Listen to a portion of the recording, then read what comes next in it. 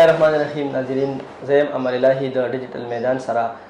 دا وخت د پولې نه پورې چې کوم حیات رسېدلی دی د هغې په باره کې به د شمیم صاحب نه د پوښتنه کوو چې دلته نه کوم وفد افغانستان ته تللی، نو تاسو څه وایئ سر چې دا وفد بل ته کې چې دی نو د حالات په نارمل طرف ته راولي؟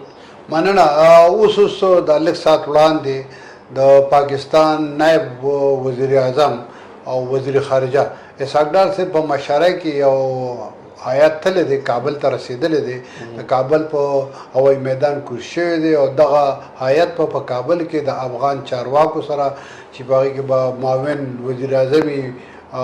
او دغه شان وزیر خارجه امیر خان متقي وي، نور خلکو سره به خبرې اترې کوي. د ډېر وخت پس نه د پاکستان او د افغانستان ترمنځ خبرې اترې شروع شوي دي. څو ورځې وړاندې په چهارشنبه باندې د پاکستان خصوصي نماینده محمد صادق خان په مشاعره کې یو وفد تللی، هغوی دغه لارې چارې وکتلې او هغوی د حالات جوړ کړو، د افغان چارواکو سره خبره وکړه او د هغې په نتیجه کې نن اسحاق ډار کابل ته رسېدلی دی. هلته هغوی خبرې اترې کوي. او دا راته ووایي چې اسحاق ډار صاحب چې کوم تللی، تاسو څه وایئ چې اسحاق ډار صاحب سره هم دا اختیارات شته چې دی به د حالات نارمل طرف ته کړي، یا چې د هغې ځای کوم حکومت دی نو هغوی هم دومره اختیار د دې خبرې لرلی شي چې د حالات په هغوی په خپله کښېني او حالات په ټیک کړي؟ د بده مرغه دا یو ډېره عجیبه خبره ده چې د افغانستان کې کم چارواکي دي، کم حکومت دی چې هغه ځان ته امارت اسلامي وایي، نو هغه د امریکې سره په یو معاهده کې ښکیل دي، د دوه په معاهده کې هغوی سره هم دومره اختیارات نشته چې هغوی د افغانستان د مستقبل او یا د حال په باره کې څه خبره وکړي.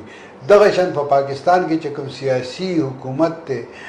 چې اسحاق ډار په هغې کې نائب وزیر اعظم دی، شهباز شریف پکې وزیر اعظم دی او هغه پکې اسحاق ډار پکې وزیر خارجه، دغوی سره هم دومره اختیارات نشته. د افغانستان په هکله د پاکستان څومره پالیسي چې کومه ده نو دا پوجي واکدارانو سره ده او زه نه ګڼم چې دا دواړه فریقه تقریبا په یو شان حالت کې دي. د دواړو فریقینو سره دومره اختیارات نشته چې څومره پکار دي. موږ زه په خپله ځاني دا د پخوا نه وایم چې د افغانستان او د پاکستان ترمنځ چې دا کومه دښمني ده نو دا د پاکستان فوج ته هم په وراثت کې میلاو شوې ده او طالبانو ته د امریکې په وراثت کې میلاو شوه. اوس دا مطلب دا مسله داسې ده چې په دې کې دا دواړه فریق چې کوم دي نو دا پکې زه هغه د شطرنج مهرې دي، دوی مطلب خبرې اترې خو کوي، یو بل سره لوبېږي، خو د دوی شاته چې کوم قوتونه دي نو هغه ډېر پټ دي. نو زه دا وایم چې په افغانستان کې یو ډېره غټه لوبه روانه ده. اول زه د امریکې چې کوم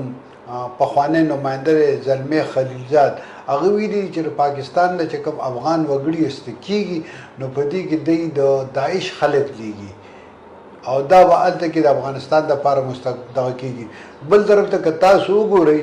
نو د افغان چارواکي چې کوم دي افغان طالبان، هغوی د پاکستان نه چې کوم خلک راځي نو په هغوی باندې هغوی تر اوسه پورې اعتراض نه دی کړی او هغوی هلته کې مطلب چې هېڅ سهولیات ورسره نشته، وسایل ورسره نشته، خو د هغې باوجود هغوی خلکو ته وایي چې تاسو واپس راشئ. نو څو ډېر یو عجیبه ګیم روان دی. ټیک ته خبرې اترې هم کېږي، رابطې هم شروع شوي، خو دننه څه کېږي دا یو ډېره عجیبه خبره ده. تاسو څه وایئ چې دا دواړه کوم حکومتونه دي چارواکي چې کوم د افغانستان دي د پاکستان دي دوی سره اختیار نشته دی، نو چې دا چا سره اختیار دی هغوی دا فیصله نه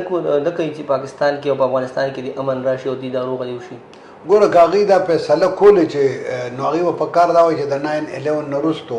په افغانستان کې یو جمهوري حکومت راغی، یو جمهوري ادارې جوړې کړې، هلته کې د آبادۍ یو سلسله شروع شوه، ډېر زیات انویسټمنټ وشو خارجه ملکونو، نو په کار دا وایي چې دوی په هغه وخت کې کړی وي،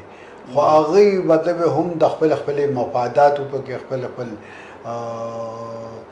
انټرسټ پکې په دې وجه باندې هغوی نه کوله. خو زه موږ اوس هم وایو چې په افغانستان کې د طالبان د حکومت چې کوم دی دا د امریکې